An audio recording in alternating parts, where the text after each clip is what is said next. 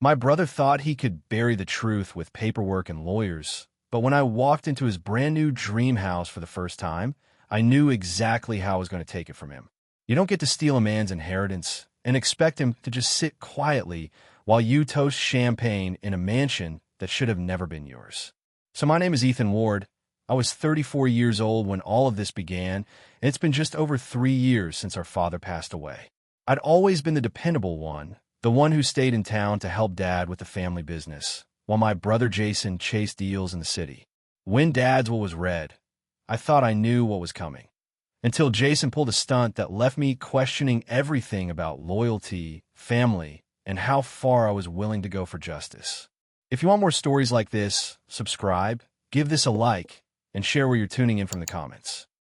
The day of the will reading, the air in the attorney's office had felt thick, as though grief itself was pressing down on me. I still remember the scratch of the leather chair beneath me, the scent of old books and polished wood, the tick of a clock on the wall that seemed to echo louder with every passing second. Jason strolled in 10 minutes late, his tie loose, sunglasses still on, as if he were walking off the set of some business commercial instead of sitting down to honor the man who had raised us. I tried to push down the irritation crawling up my throat. Dad always said Jason had charm, the kind of easy smile and confidence that made people hand him things he didn't earn. Maybe that's why I wasn't immediately suspicious when Jason leaned back, arms folded, like he already knew the outcome. But then the lawyer cleared his throat, opened the folder, and said words that made my heart seize. The majority of Mr. Ward's estate, including the family business and liquid assets, will be transferred to Jason Ward. I thought I had misheard him. My jaw clenched so hard it ached, and I remember looking over at Jason. He didn't even flinch. He just smirked, like he had been waiting to watch my face crumble. It wasn't supposed to be this way. Dad and I had talked endlessly about me running the company. I'd spent 10 years grinding through long nights, taking care of him when his health began to fade, making sure everything ran smoothly. Jason barely showed up for holidays, yet here he was collecting everything. The lawyer droned on, reading details, percentages, stock options, the kind of sterile language that ripped my stomach apart word by word. I couldn't speak. My throat burned. My mind screamed questions. Why would Dad do this? How could Jason have convinced him? Was he manipulated? Was the will even real? When the meeting ended, Jason clapped me on the back with mock sympathy. No hard feelings, little brother. Guess Dad knew I was the one who could handle things. His cologne hit me in a nauseating wave, and all I could think about was shoving his smug face into the desk. I walked out of that office with my hands trembling, my vision blurring at the edges. All the memories of nights with Dad, the long talks about responsibility, the way he said he wanted the family legacy to stay in steady hands. They all came crashing against the brutal reality that Jason had stolen it all. But as I stood there on the courthouse steps, the autumn wind cutting against my face, a quiet thought settled in my chest. Jason had taken what was mine, but he didn't know me as well as he thought. He believed I was too mild, too predictable to fight back. He was wrong. The weeks after that will reading were some of the darkest of my life. Every morning, I woke up in the same creaking bed I'd slept in since high school, in the same drafty house Dad had left untouched for decades. It wasn't much, but I thought at least it would be mine. Instead, the lawyer had explained it was part of the business package, meaning Jason technically owned it now. I'd walk downstairs and stare at the photographs on the mantel. There was one of Dad and me at the shop, both of us covered in grease from working late on an engine rebuild. His hand was on my shoulder, proud. Next to it, another of Jason, barely smiling, suit pressed and perfect, his eyes already somewhere else. How could Dad not have seen the difference? Or had Jason tricked him? Suspicion grew like a weed inside me. I started digging. First, I went back through Dad's desk drawers, sifting through old ledgers, bank statements, and even his personal journals. I found notes about meetings he'd had with Jason, meetings I hadn't been told about. Notes where Dad questioned whether he was making the right decision. But then, in his shaky handwriting, a line stopped me cold. Jason insists this will protect Ethan. Says he's too emotional for the responsibility. I gripped the paper so hard it nearly tore. Jason had poisoned Dad against me. He'd painted me as unstable, unfit, someone who couldn't be trusted with the family legacy. The anger in my chest was volcanic. I paced the living room for hours, my fists clenching and unclenching, replaying every smirk, every condescending pat on the back Jason had given me. Then one night, I drove by his new construction site, the house he'd been bragging about for months. It was enormous, perched on the edge of a lake, all glass walls and steel beams, modern and gleaming, even half-finished. Jason called it his forever home, the place he'd build his future family, his empire. I parked across the street and stared at it for hours, the sound of crickets filling the humid night. Every light that flicked on inside, every contractor I saw walking out, felt like a slap in the face. Jason had stolen my inheritance to build his dream house. And that was the moment the idea planted itself in my mind. If Jason thought he could take everything from me, I'd take the one thing that mattered most to him, his house. Once that thought rooted itself in me, I couldn't shake it. Every day, I found myself driving by the property, sometimes 2 or 3 times. The workers came and went, the walls rose higher, the roof framed out against the sky.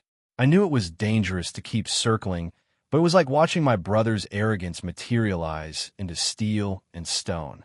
At night, I'd lie awake staring at the ceiling, my mind racing. I wasn't reckless. I wasn't about to torch the place or pull some stunt that would land me in jail. No, if I was going to do this, I had to be smarter. Jason had used paperwork and signatures to cheat me. Maybe I could use the same tools against him. That's when I remembered something Dad had once told me. We were in his office late one night, a stack of contracts on the desk. He leaned back, eyes tired but sharp, and said, "Ethan, people think power is about money. It's not. Power is about who controls the paper trail. You follow the signatures, the filings, the deeds, and you'll find out who really owns what." Those words came back to me like a whisper. The next morning, I drove into town and pulled records from the county clerk's office. It took hours of flipping through property deeds, construction permits, and mortgage agreements, but when I finally found Jason's name, my heart started pounding. He hadn't finished paying for the land outright. It was a loan, and tied to that loan were all kinds of stipulations about deadlines, inspections, and penalties. It hit me like a lightning strike. Jason was overextended. He was playing a dangerous financial game, pouring everything into this house to show off. But if one domino fell, the whole structure of his little empire could collapse. I sat there in the records office, hands trembling over the pages, realization sinking deeper. Jason had stolen our inheritance by outmaneuvering me once. But now, I had a way to outmaneuver him. And the thought that carried me out of that building, with the papers folded neatly into my jacket pocket, was simple. If I played this right, Jason's dream house would become mine. The first time I truly confronted Jason after the will reading was at the construction site itself. I hadn't planned it. I was just driving by like I often did when I saw his sleek black car parked near the half-finished garage. Against my better judgment, I pulled over. Jason was standing with the foreman, pointing at blueprints spread across the hood of his car. He looked sharp, of course, tailored jacket, expensive watch gleaming under the sun, the kind of image he lived for. When he noticed me, his smile widened, practiced, and fake. Well, little brother checking out the big leagues," he said, loud enough for the workers nearby to chuckle. Heat rose in my face, but I forced my voice to stay even. "Nice house. Shame it's built on money that doesn't belong to you." The foreman looked uncomfortable. Jason just laughed, clapping his hands like I'd told a good joke. "Still bitter? Dad made his choice, Ethan. Maybe you just weren't cut out for it." His words stung, but I didn't flinch. I studied him closely, the way his eyes darted when I mentioned money. That was when I noticed it, the faint shadow of worry behind his bravado. "You sure you can afford all this?" I asked, nodding toward the towering beams and the trucks lined up along the dirt driveway. "Seems like a heavy load for one man." For the briefest second, his jaw tightened. Then he smirked again. "Don't worry about me. Worry about yourself. You've got, what, Dad's old pickup in that dusty house. Maybe I'll buy it from you one day, level the whole block." The workers laughed again, but I caught something else. A crack. Jason wanted to appear invincible, but he was stretched thin. I could sense it now. He needed this house as his victory lap, his monument to beating me. And that realization fueled my next move. I wasn't going to challenge him with fists or anger. That's what he expected. No, I was going to study every weak link in his chain until I found the one I could snap. And when it snapped, the whole dream house would fall right into my hands. That night, I sat at my kitchen table with the documents I'd pulled from the clerk's office spread out in front of me. The light above flickered slightly, casting long shadows over the papers, as though even the house itself knew what I was planning. I traced every line of fine print, every clause in the contracts Jason had signed. The deeper I read, the clearer the picture became. Jason wasn't some brilliant mogul who outsmarted me. He was reckless. He had borrowed more money than he could safely manage, betting everything on appearances, betting that his charm and confidence would carry him through.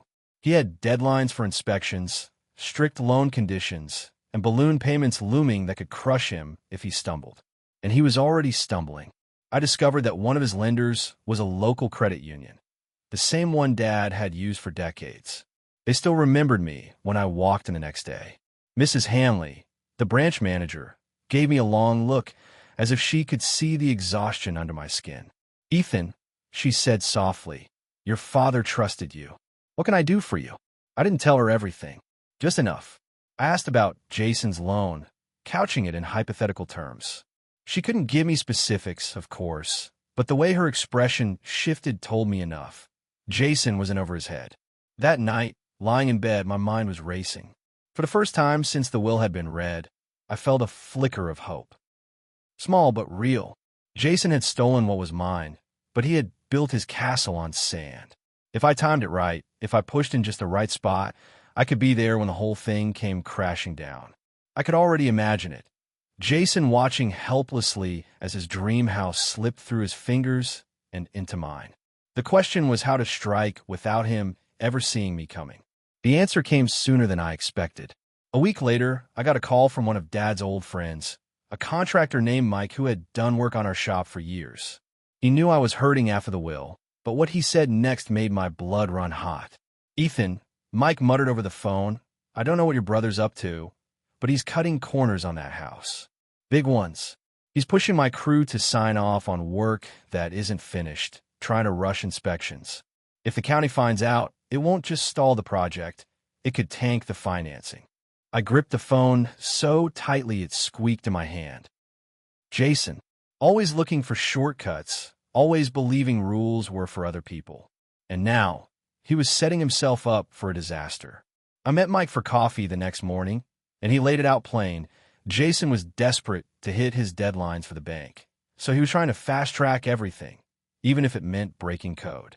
Half the electrical wasn't up to standard, and he was skipping on foundation reinforcements. The kind of things that, if discovered, could cost him not just delays, but fines, lawsuits, and maybe even foreclosure. My heart raced as Mike spoke. It was like watching Jason's perfect facade crumble in real time.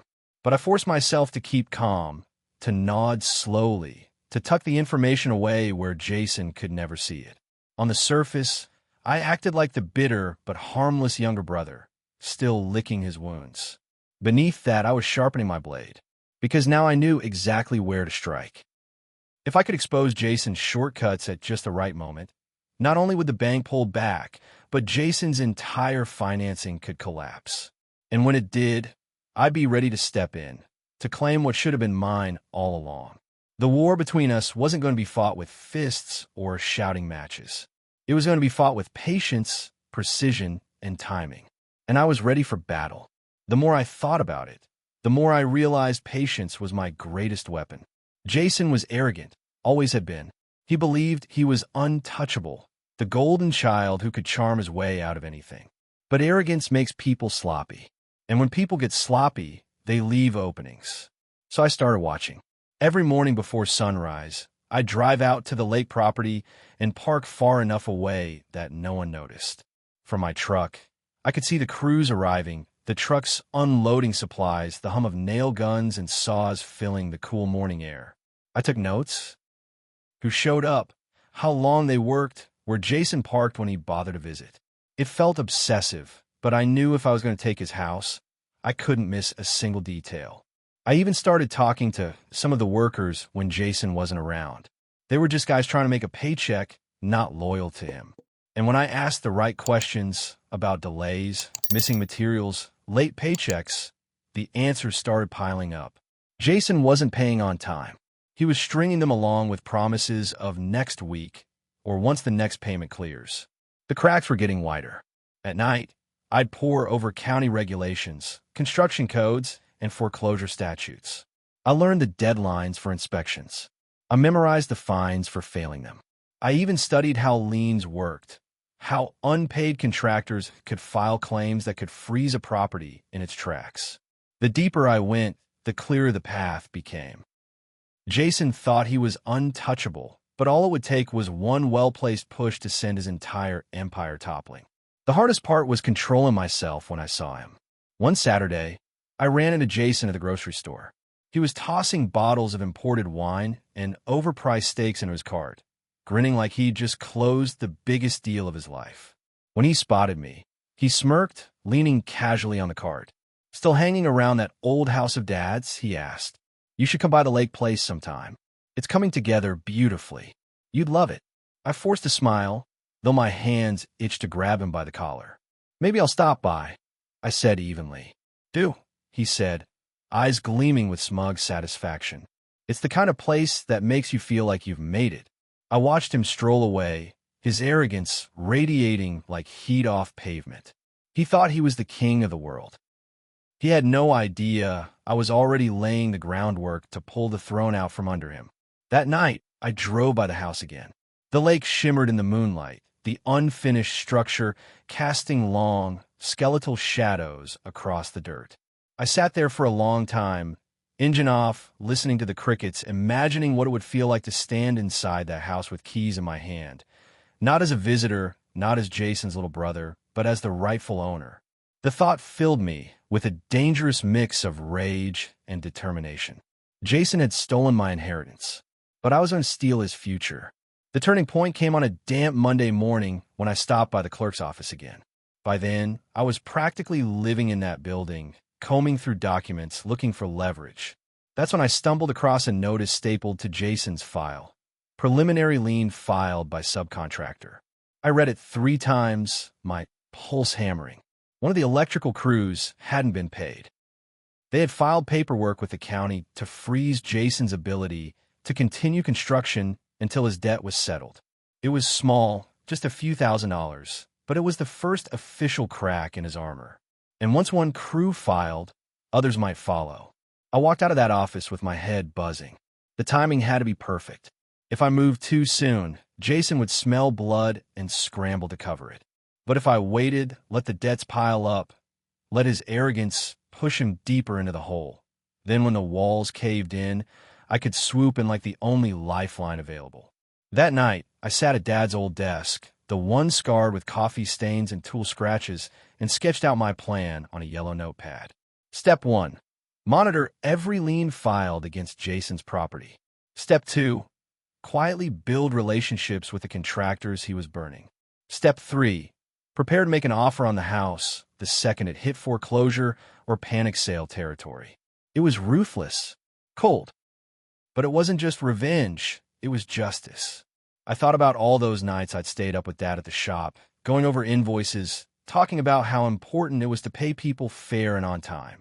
Dad used to say, "Your word is only as strong as the people who believe in it." Jason had broken that rule over and over again, and now it was going to cost him. I leaned back in the chair, staring at the ceiling, letting the weight of it settle.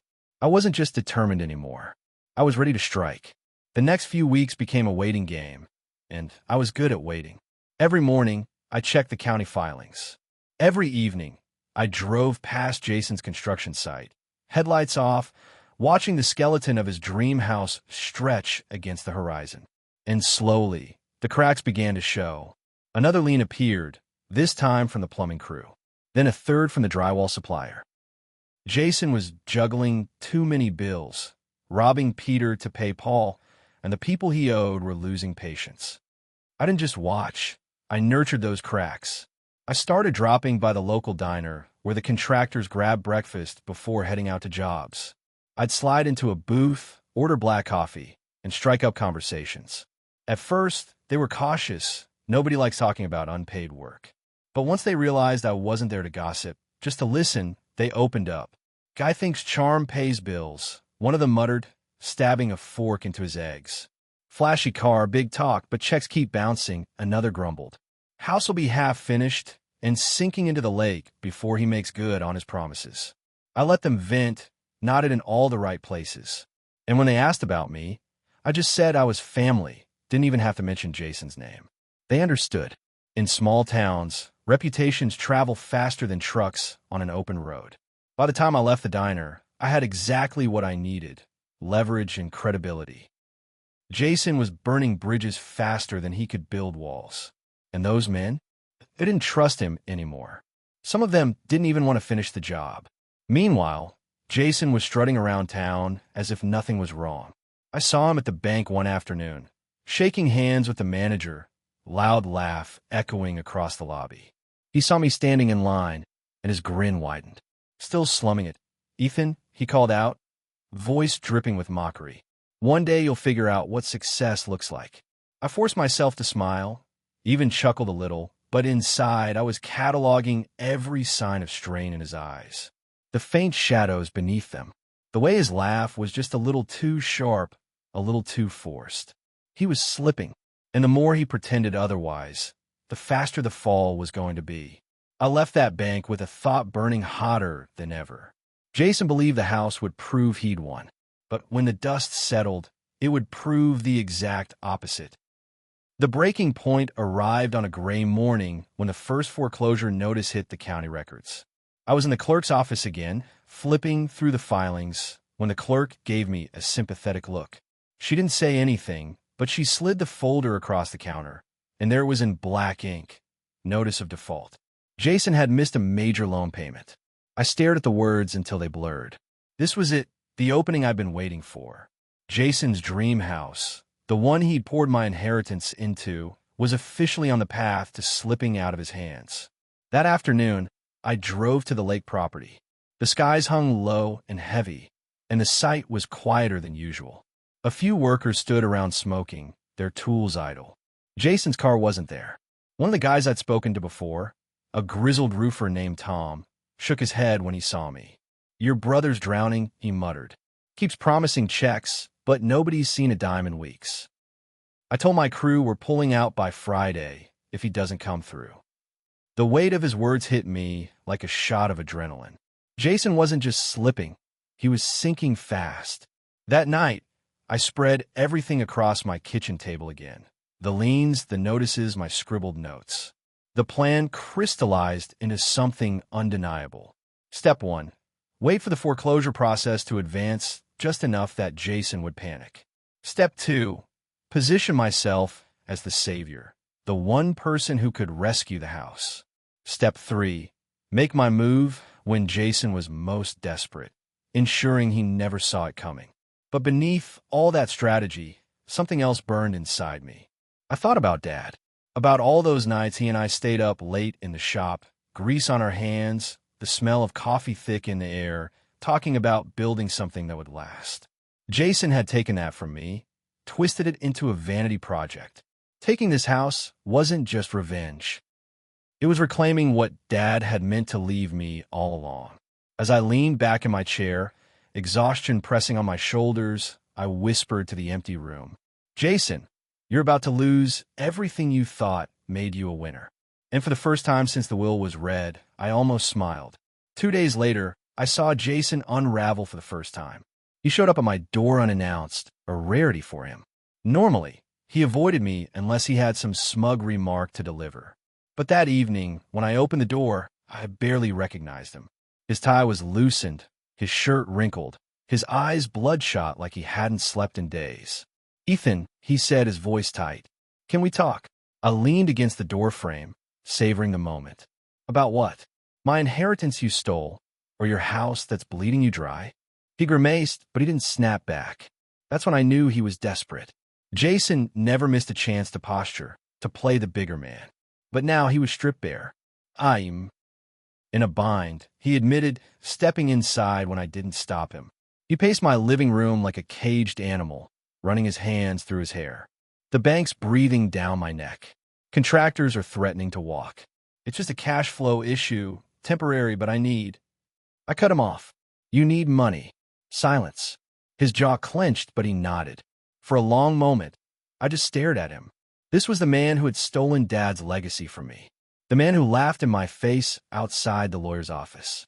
Now he was standing in my home, begging for help. Every fiber of me wanted to throw him out, slam the door, and watch him drown. But another thought slipped in, colder, sharper. This is exactly the leverage I've been waiting for. How much?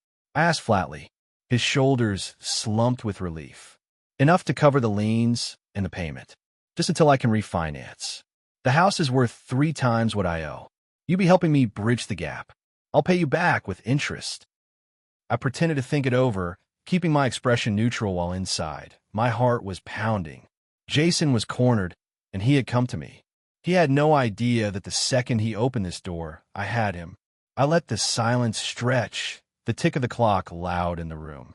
Then I said, maybe, but if I do this, it won't be alone. It'll be an exchange. He frowned. What kind of exchange? I leaned forward, letting my voice drop low. You signed the deed of that house over to me. Temporary, of course. Collateral. If you make good on your promises, you get it back. If you don't, I let the sentence trail off, the implication heavy between us. Jason stared at me, his confidence cracking like glass. And in that moment, I saw fear in his eyes for the first time.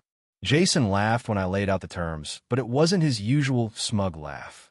It was hollow, shaky, the laugh of a man trying to convince himself he wasn't already drowning. You're insane, he said, running a hand down his face. That house is mine. Dad wanted me to have it. You think I'm just going to hand it over to you? I shrugged, keeping my tone calm, controlled. Then don't. Go find someone else to bail you out. Go explain to the bank why your payments keep bouncing. Go tell your contractors why their checks keep coming back stamped insufficient funds. I'm sure they'll be very understanding. The mask slipped. Jason's face twisted, his jaw tightening. You've been waiting for this, haven't you? Sitting around, hoping I'd screw up.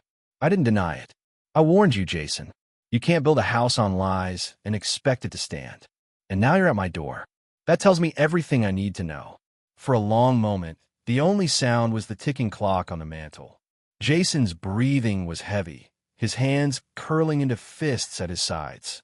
I half expected him to explode, to shout, or swing at me. Instead, he dropped into the chair across from me, his shoulders sagging. What do you get out of this, huh? He muttered. Revenge? You think Dad would want us at each other's throats like this? That hit me harder than I expected. For a second, I saw Dad's face in my mind, tired but kind, the way he'd look at us when we were kids fighting over something small. But then the memory of the will reading slammed back into me. Jason smirking while my entire life's work was stripped away. Dad wanted fairness, I said quietly. You took that from me. This isn't revenge. It's balance. Jason's head dropped into his hands. He didn't argue because he knew I was right. Finally, he muttered, I'll think about it. I leaned back, hiding the surge of triumph rushing through me. Do that, but don't think too long. You're running out of time. Jason left my house that night without another word. I watched him drive off, taillights glowing red against the dark road. And for the first time since this war began, I felt the tide shifting. He was no longer the one in control. I was. Jason didn't call the next day, or the day after that. I expected him to come storming back, demanding I take back what I'd said, but instead there was silence. It wasn't like him. Jason hated silence.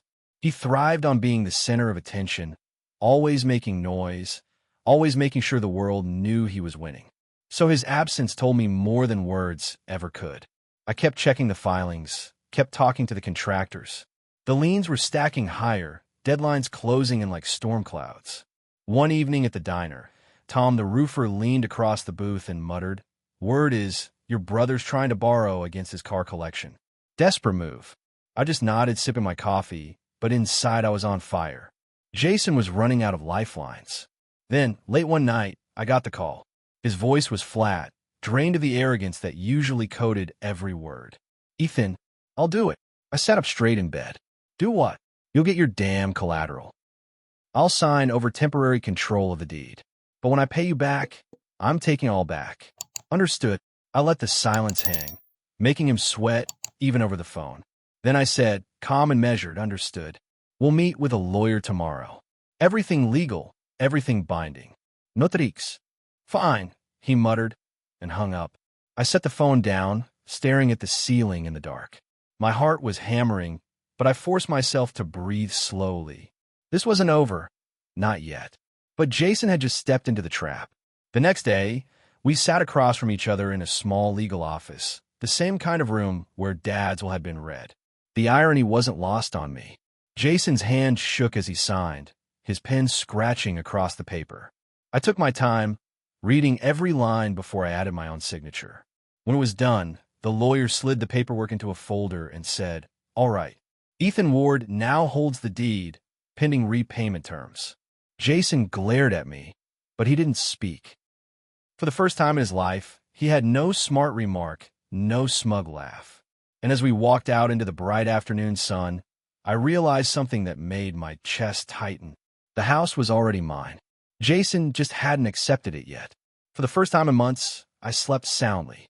The weight that had been crushing me since Dad's will was read had lifted, replaced by a quiet satisfaction. The house Jason had built to symbolize his victory was now tied directly to me.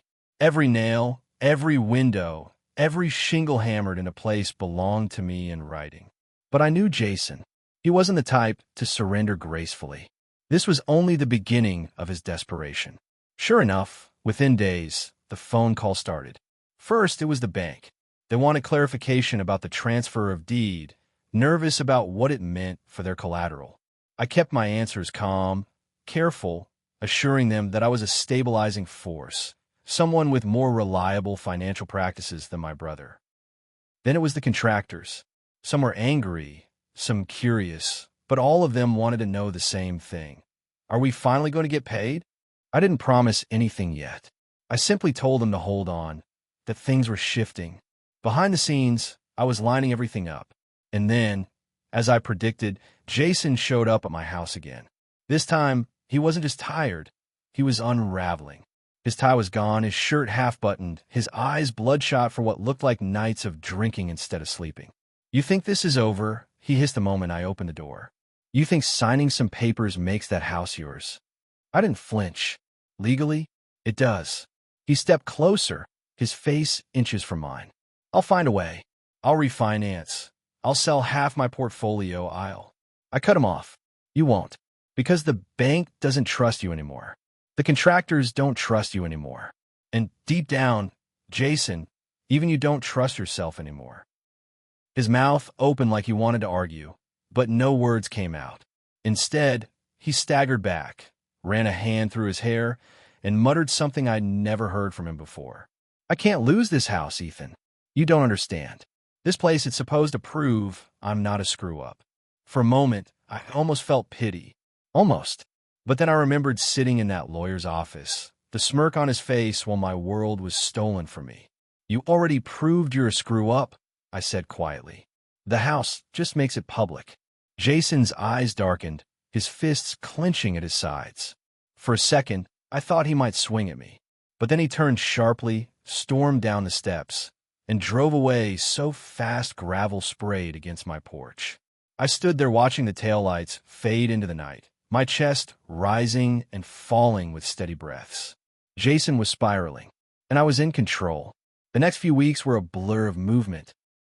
Lawyers, banks, and contractors all circling like vultures. Jason's collapse was accelerating, and I was right in the middle of it, steady, quiet, prepared. The bank called again, this time more insistent. They wanted assurance that the property wasn't going to sink into foreclosure now that I was listed on the deed. I told them what they wanted to hear, that I had resources Jason didn't, that I was already stabilizing relationships with the contractors, and that if push came to shove, I could take over the loan. It wasn't a lie. By then, I had already spoken to Mrs. Hanley at the credit union again, and she all but told me the bank would rather deal with me than Jason. Meanwhile, The contractors kept showing up at the diner, and every time I walked in, their conversations hushed until I sat down. And the questions would start. You really taking over the house? Jason, are you too? You gonna pay us? Ethan? Or is this just more smoke? I gave them calm, steady answers. You'll get what you're owed. Just give it time. The more I said it, the more they seemed to believe me. And the more they believed me, the less faith they had in Jason. It all came to a head one rainy Thursday when I drove out to the lake. The house loomed against the gray sky, still unfinished, scaffolding slick with water. Jason's car was parked out front, and I saw him standing with a group of workers, shouting, his arms flailing. I stayed in my truck, watching. The men weren't backing down. One of them shoved a piece of paper in Jason's face, probably another lien. Jason ripped it in half, but the fury in his movements didn't hide the panic. His empire was crumbling in front of his crew, and I was the only one he couldn't bully or charm. When the workers finally stormed off, Jason just stood there in the rain, soaked and furious, staring at the skeleton of his dream house like it had betrayed him. For the first time, I didn't see my brother the golden boy, the smooth talker, the favorite son. I saw a man cornered by his own lies. And I knew then that the house wasn't just slipping away from him. It was already mine in every way that mattered. The showdown came sooner than I thought. It was late on a Friday when Jason stormed into my house without knocking, dripping with rain and rage.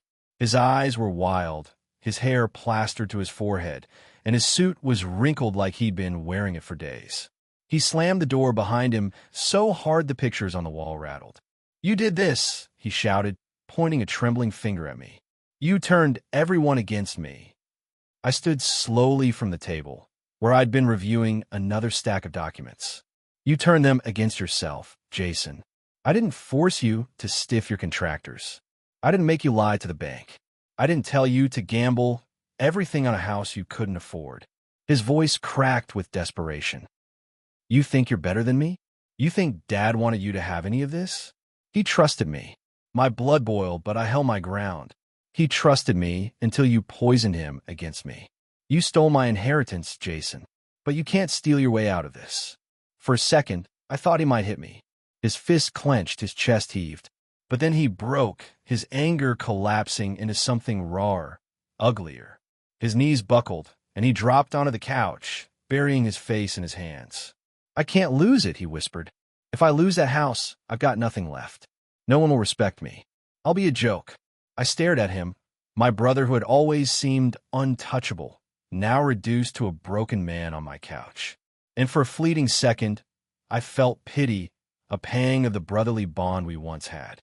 But it was fleeting, because I remembered every smirk, every cruel word, every drop of arrogance he had poured over me like oil on fire. "You already lost it," I said quietly. "You just don't see it yet." His head shot up, eyes blazing. "I'll fight you for it, Ethan. You hear me? I don't care what the papers say. That house will never be yours." I stepped closer, leaning over him, so he had no choice but to meet my eyes. "It already is." For the first time in my life, Jason didn't have a comeback. His jaw worked, his fists clenched, but nothing came out. He stormed out into the rain, slamming the door so hard it shook the frame. I stood there in the silence he left behind, my chest rising and falling, the echo of his footsteps fading into the night. The battle lines had been drawn, and the final fight for the house, for everything, had just begun. The following week felt like a war of attrition. Jason was scrambling, calling banks, meeting with shady lenders, even trying to sell off pieces of his portfolio that turned out to be worth far less than he bragged about. Meanwhile, I kept my moves quiet, methodical.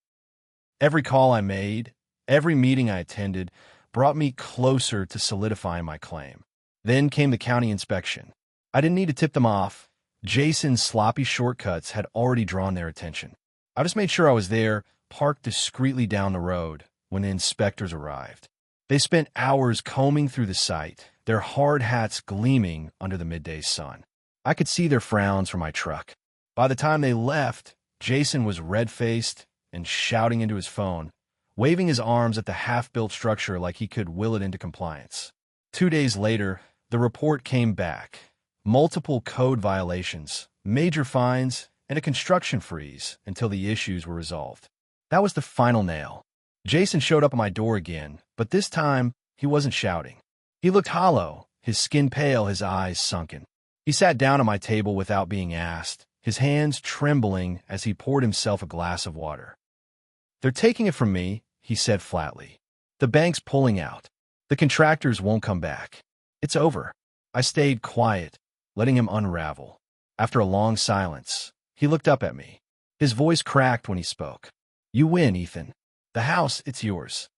The words should have satisfied me, but instead, a strange heaviness settled in my chest. This was what I'd wanted: revenge, justice, balance. But seeing Jason defeated, his pride shattered, made me realize something. The house had broken him long before I'd ever laid a hand on it. Still, I nodded, steady and calm. "I'll take care of it, just like I always took care of Dad, just like I should have been allowed to from the start."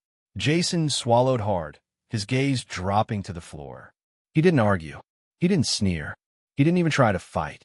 When he left my house that night, he looked smaller than I'd ever seen him, and I knew the war was over. The dream house was mine. The first night I stepped into the lake house as its rightful owner, the air felt different. The walls were unfinished, wires dangled from the ceilings, and the floor was still raw concrete. But to me, it was more solid than any mansion Jason could ever dream up. I walked through the rooms slowly, listening to the echo of my footsteps.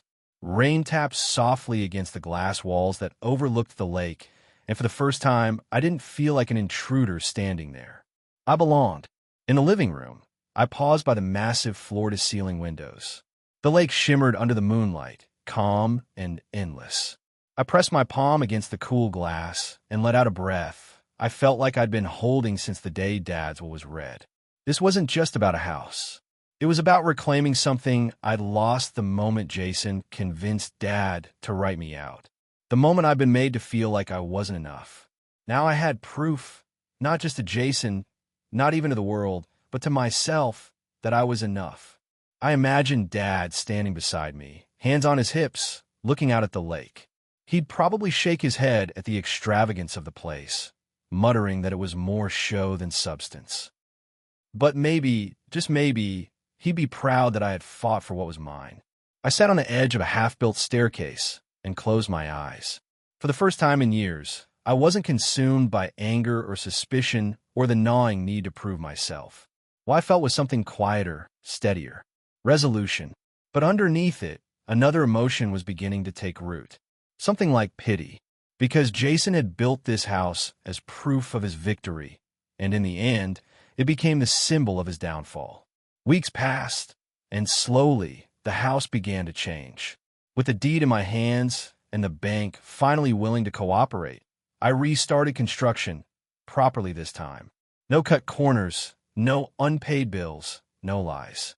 The contractors, relieved to finally deal with someone steady, came back.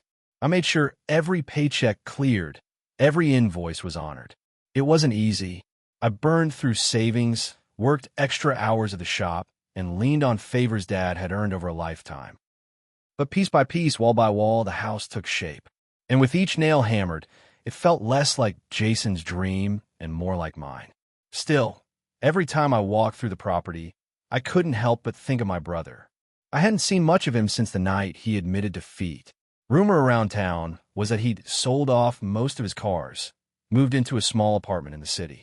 People whispered about how quickly the golden boy had fallen, how shocking it was that Jason Ward had burned out so fast. One evening, while the workers packed up for the day, I stayed behind, standing on the balcony that overlooked the water. The sun was setting, painting the lake in shades of orange and gold. For a long time, I just breathed it in. Then, almost unconsciously, I said out loud, "We could have built this together." The words startled me, hanging in the air, swallowed by the silence of the lake. It was true. For all his arrogance, for all his cruelty, Jason had been my brother. And maybe if he hadn't been so consumed by pride, if he hadn't needed everything to be his, this story could have ended differently. But it hadn't. And now the house stood as a monument to both of us, to his downfall, and to my perseverance. I turned away from the lake, walking back inside, the empty rooms echoing with my footsteps. For the first time, I felt something close to gratitude. Gratitude for the struggle, for the pain, for the fight that had forced me to grow sharper, stronger, more resilient. Jason had stolen my inheritance, but in the end, I had taken something greater, his pride, his dream, his legacy. And standing there in the house that was now truly mine, I realized I didn't just win. I survived. It was months later, long after the final inspection was passed and the house was officially mine, that Jason reappeared in my life. I was in the driveway, unloading lumber for the back deck, when I saw a familiar car pull up. Not his sleek black Mercedes, not the kind of flashy ride he used to flaunt, but a modest sedan, faded paint and all. The driver's door opened, and for a moment, I barely recognized him. Jason looked smaller. His suit was gone, replaced by a wrinkled flannel shirt and worn jeans. His hair was longer, unkempt. The arrogance in his posture was missing. Instead, he walked toward me with hesitant steps, like a man approaching a grave. I leaned against the bed of my truck, waiting. "You finished it," he said quietly, his eyes roaming over the house. The glass walls, the stone accents, the deck that stretched out toward the lake. It's beautiful." I studied him carefully. I expected bitterness, maybe anger. But what I saw in his eyes was something different, sorrow. "It's mine now," I replied evenly. "You knew that the day you signed it over." He nodded slowly, almost like he agreed. For a long moment, he just stared at the house, his hands shoved deep into his pockets. Then he said, "I ruined everything, didn't I?" The question caught me off guard. Jason, the brother who never admitted weakness, never took blame, was standing in front of me asking for something close to absolution. "You ruined yourself," I said finally. "The house didn't do it. Your pride did." He swallowed hard, his eyes glistening like he was holding back something, anger, tears, maybe both. "Dad wanted me to win. I thought if I could build this place, I'd finally prove him right." I shook my head. "Dad didn't care about who won. He cared about who could be trusted. And that was never you." The silence between us stretched long and heavy. Jason looked at me then, really looked, and for once there was no smirk, no smugness, no shield. Just a man stripped bare by his own mistakes. "Take care of it," he said finally, his voice breaking. "Take care of it better than I ever could." Then he turned, walked back to his car, and drove away without looking back. And as the sound of his engine faded into the distance, I realized something. Jason had lost the house, but more than that, he had lost himself. And in a way, that was the saddest victory of all. After Jason drove away that evening, I stood in the driveway for a long time, watching the ripples on the lake catch the fading light. His words clung to me like damp clothes. "Take care of it better than I ever could." I'd thought that moment would feel triumphant. For months, I dreamed of standing here, watching Jason admit defeat, seeing him stripped of the arrogance that had defined him all his life. But instead of triumph, all I felt was a heavy, aching quiet. Inside, the house was nearly finished. The scent of fresh wood still hung in the air, mingling with paint and plaster dust. I walked through the rooms slowly, my hand brushing against the walls, the banisters, the door frames. Each corner held a piece of me now, my sweat, my sacrifices, my persistence. But it also held pieces of Jason, his vision, his desperation, his downfall. When I reached the wide windows overlooking the lake, I sat down on the hardwood floor. The glass was cool behind my back as I leaned against it, the vast water stretching out before me. My chest tightened because for the first time, I realized something I hadn't allowed myself to admit. This house wasn't just mine. It was a monument to both of us, the two brothers Dad had left behind, fighting over a legacy we could never share. Jason had tried to turn it into proof that he was the chosen son. I had turned it into proof that I could endure what he could not. And now, here it stood, solid, beautiful, unshakable. A house born from betrayal, greed, and pride, but saved by grit, patience, and a refusal to give in. I thought of Dad then, of his tired eyes, his quiet strength, his belief in fairness. Maybe, in a twisted way, we had both honored him. Jason showed him the danger of pride. I showed him the power of perseverance. The rain began to fall softly against the glass, and I let my eyes close. For the first time in a long while, I didn't feel the need to fight anymore. The war was over. The house was mine. And though Jason had lost everything, I whispered a promise into the quiet. I'll take care of it. For both of us. Months later, life at the lake house settled into something I hadn't expected: peace. The house that had once felt like a battlefield, every wall and nail carrying the weight of betrayal, now felt like a sanctuary. I woke up each morning to sunlight pouring across the water, drank coffee on the deck while the mist rose off the lake, and for the first time since Dad passed, I felt like I was standing on solid ground again. But even in peace, shadows lingered. People in town whispered about Jason. I'd hear his name at the diner, in line at the hardware store, murmurs about how he was barely getting by in a cramped apartment in the city. Some said he was trying to start over with odd jobs. Others claimed he spent most of his time drinking. I never sought him out. Part of me wanted to, but another part knew it wasn't my responsibility to fix him. One late evening, I sat on the balcony with a glass of whiskey, the lake reflecting the stars like shards of glass scattered across black velvet. I thought about the long road that had brought me here, the nights of anger, the plans I'd drawn up at Dad's old desk, the showdown that ended with Jason defeated. Had I won? The house was mine, yes. I'd built it right, finished it strong, and made it into a home. But when I thought about Jason, about the hollow look in his eyes that last day, it didn't feel like victory. It felt like survival. Like I'd clawed my way out of a pit only because I refused to stay down. I sipped the whiskey and let the silence of the night wrap around me. Somewhere deep down, I hoped Jason found his footing again. He was my brother, after all, even if he'd betrayed me. But I knew one thing for certain.